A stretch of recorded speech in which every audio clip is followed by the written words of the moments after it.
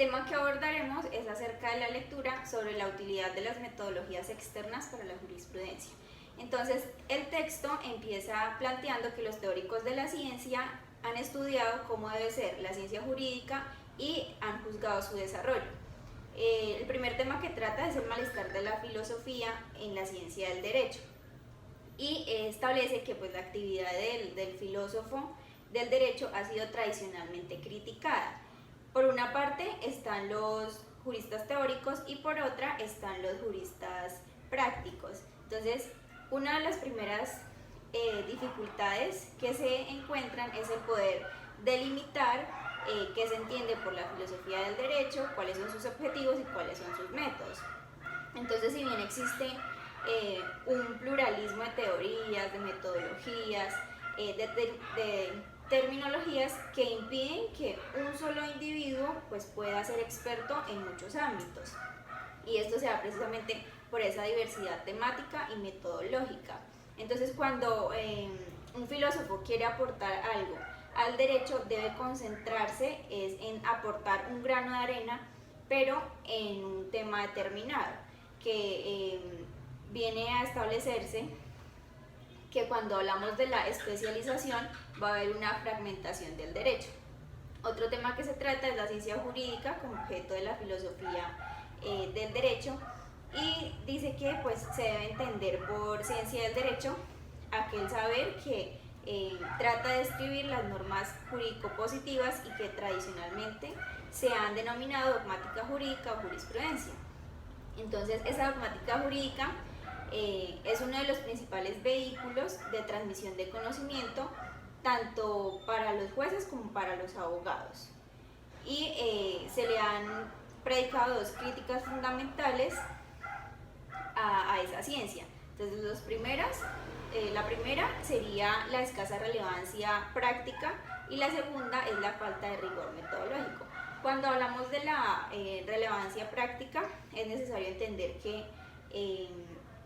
la ciencia es el mejor conocimiento que poseemos, pero todo no se puede resolver a través de la ciencia, porque quien sienta malestar porque una ciencia jurídica no resuelve todos los problemas importantes no ha entendido cuál es el límite de un saber científico.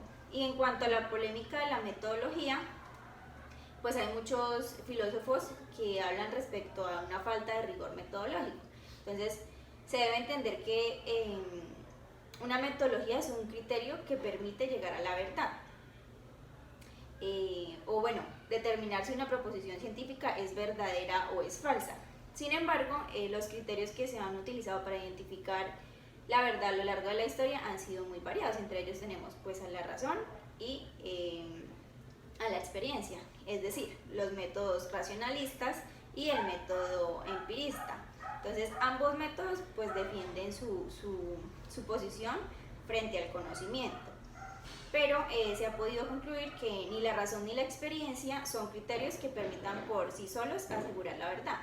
Y frente a esto, Kant intentó poner de manifiesto un carácter creativo de la ciencia sin negar su carácter empírico, conjuntando la tradición realista con la tradición empirista.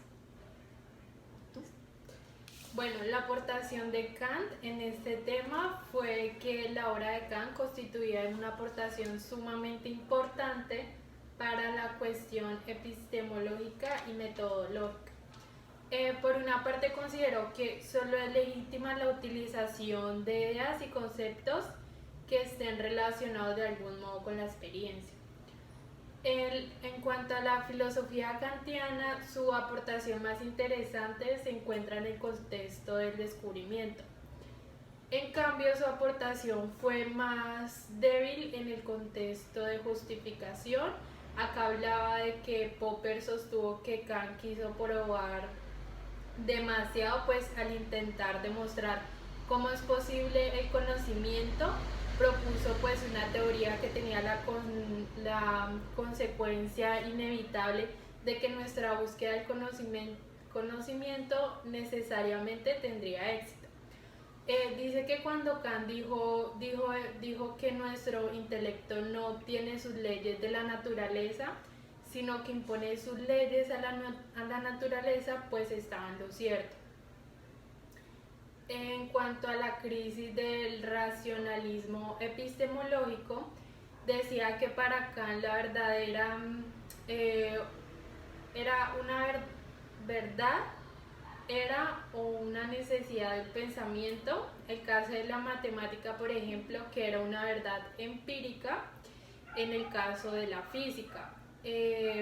También decía que para estos autores convencionalistas, ellos creían que pues, la elección entre ellas no podía realizarse en virtud de la intuición, sino en virtud de la calidad de sus frutos.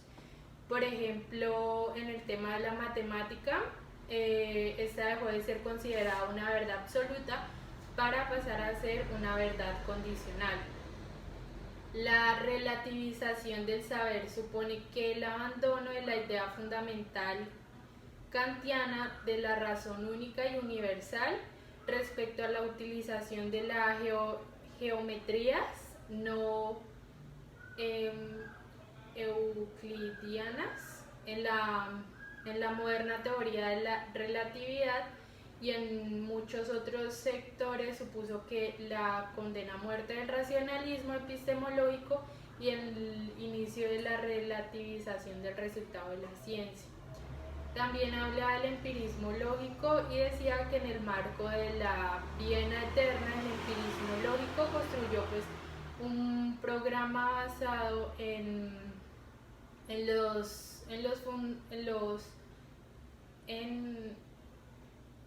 tres puntos fundamentales, que el primero fue la distinción clara entre el texto de descubrimiento y el contexto de justificación.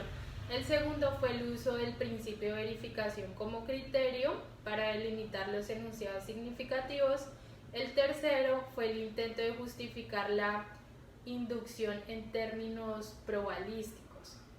Decía que pues en el primer lugar los empiristas lógicos establecieron una rígida distinción entre el contexto de descubrimiento y el contexto de justificación, pero pues en el contexto de descubrimiento que ha abandonado, mientras que en el contexto de justificación precisamente el campo en el que la filosofía kantiana había tenido más problemas constituye su centro de interés. En el segundo lugar hablaba del empirismo lógico, que produjo una auténtica revolución epistemológica, y la utilización estricta del criterio de verificación, que tuvo como consecuencia la expulsión de las proposiciones metafísicas, valorativas e ideológicas.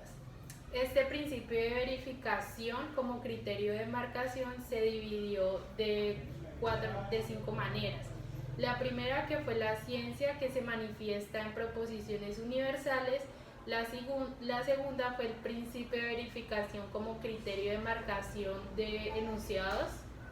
El tercero fue que en toda ciencia se utilizaban un conjunto de términos teóricos que no eran observacionales. El cuarto era el principio de verificación como criterio de marcación de enunciados, en condena al lenguaje prescriptivo, al reino de lo inefable, lo racional y lo del sinsentido.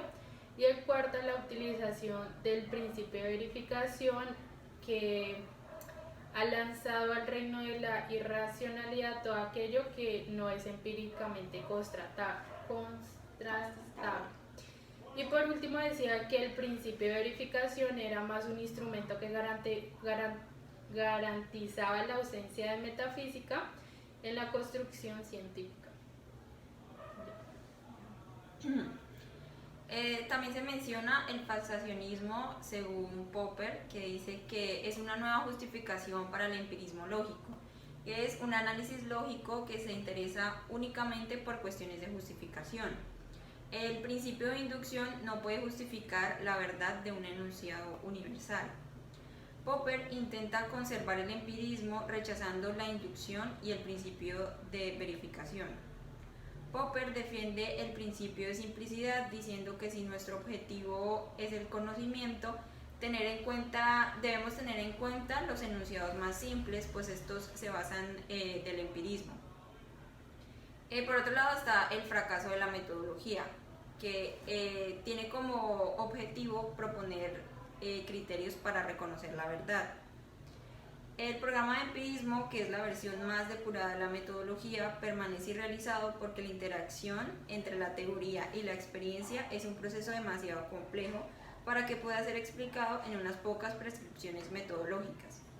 La libertad del científico no supone libertinaje. Una cierta libertad a la hora de elegir el procedimiento no supone que el científico pueda hacer lo que quiera. El tipo de enunciados que ofrecen las ciencias sociales son más inexactos que las ciencias formales o las naturales. Las ciencias sociales tienen dificultades adicionales porque la actividad científica y los resultados de esta actividad tienen influencia, a veces importante, sobre el objeto de estudio. La idea de que la ciencia social sostiene creencias y metafísicas, mientras